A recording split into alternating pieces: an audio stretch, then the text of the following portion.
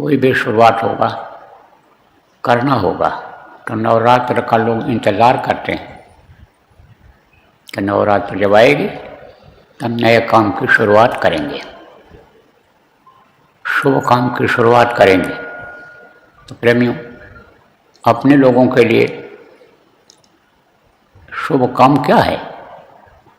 सुमिरन, ध्यान और भजन, साधना जिसको कहते हो, जिसमें शरीर को साधते हैं और मन को साधते हैं। तो साधना करने के लिए, शिविर लगाने के लिए पहले भी कहा गया था, कुछ जगहों पर लोग शुरू कर दिए, चल रहा है, लेकिन जहाँ नहीं चल रहा है, कम से कम 9 दिन का तो आप लोगों को शिविर लगा ही देना चाहिए। सब जगह लग सकता है। आश्रमों पर जहाँ रोज ध्यान भजन होता है सुबह शाम, उसी का टाइम बढ़ा दिया जाए,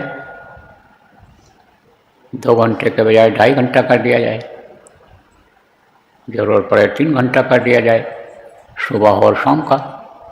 तो दिन में गर्मी भी पड़ती है, बैठने में बड़ी दिक्कत होगी, और दिन में आदमी अपना काम भी कर लेगा।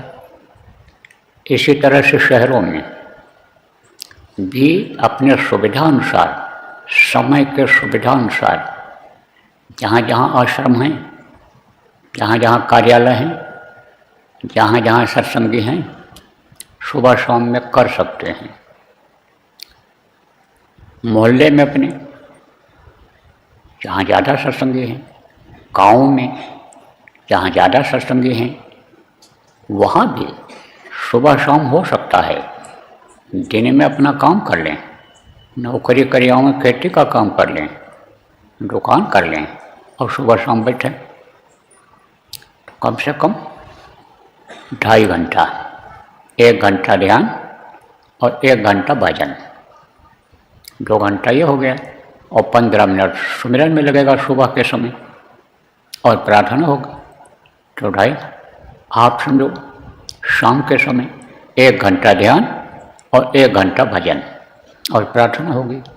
तो इस तरह से यानी समझो कि शाम को भी 2-2.25 घंटा हो जाएगा, और सुबह भी कम से कम 2.5 घंटा हो जाएगा। कोई गाँव में ज़्यादा समय रहता है, 3 घंटा भी बैठ सकते हैं। देर तक बैठने में ही मन रुकता है।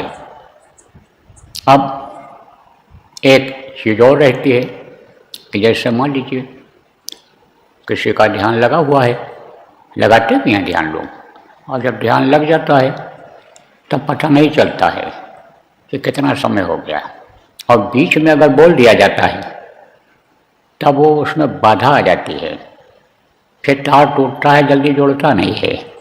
इसलिए एक सलाह ये भी आपको दी जा रही है कि एक प्रार्थना बोल दीजिए सुबह के समय, और उसके बाद में कह दीजिए कि भाई सुमिरन कर लो, और सुमिरन खत्म हो जाए तब ध्यान लगा लो।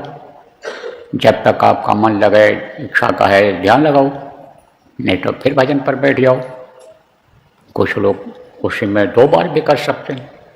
मान लो तकलीफ हो गई पैर में, तो भजन बैठ जाएंगे, फिर ध्यान लगा लेंगे, और जब खत्म होने को हो तो उठा के प्रार्थना बोल करके और छुट्टी कर दिया जाए। तो सब जगह हो सकता है। शुरुआत जहाँ नहीं हुई है तहाँ शुरू कर देना चाहिए। अब 30 तारीख को शुरू हो रहा है, और 30 तारीख को 6 बजे सुबह से और 8 बजे के बीच में आप ये समझो कि झंडा भी उतार देना है आपको। जो 23 मार्च को लगाए थे उसको भी उतार देना है। तो उस हिसाब से टाइम सेट कर दिया जाए। पहले दिन मान लो थोड़े बहुत मतलब ये आगे पीछे करके कर लो। तो इस तरह से देखो, यानी शुरुआत कर दो अपने अपने स्थान पर। सब लोग जो पहले ऐसा आप नियम बनाए थे कि एक जगह साधना शिविर लगेगी और पूरे जिला के लोग वहाँ जाएं, पूरे तहसील के आ जाएं, पूरे आप पे समझो आस पास के आए, ऐसा ना रखो आप। उसमें सब लोग नहीं पहुँच पाते हैं। और जहाँ पर भी ऐसा शिविर लगाते हो वहाँ व्यवस्था करनी पड़ती है, रहने की, खाने पीने की, टट्टे पेशाब की, तो उसमें आदमी फंस जाता है, सेवादार नहीं बैठ पाते हैं। और इसमें रहेगा, आए और चले गए। शहरों में भी आप देख लो, जिसके यहाँ जगह हो, एकांत हो, सुबह जब जल्दी कर लोगे तो कोई बाधा नहीं रहेगी, कोई आवाज़ भी नहीं आएगी। बहुत से लोग ऐसे भी हैं कि जिनके पास बहुत जगह है, धार्मिक हैं, जब कह दोगे आप कि साहब बैठने के लिए हमको दे दीजिए और हम ध्यान भजन पूजा करेंगे, साधना करेंगे, चले जाएंगे, दे देंगे लोग, जगह दे देंगे। पार्क हैं, पार्कों में भी जहाँ रोक नहीं है वहाँ भी बैठ करके किया जा सकता है। तो इस तरह से यानी बनाओगे व्यवस्था प्रेमियों, आप सब लोग, जो भी देश के लोग हैं, ये आप सबको समाचार भेज रहे हैं, ये देखो प्रेमी सब जगह जा रहा है, तो आप लोग अपने अपने हिसाब से, जो भी प्रांतों के, जिला के लोग हैं जिम्मेदार, आप अपनी व्यवस्था बना लो। अभी 2 दिन है और साधना शिविर चालू करा दो।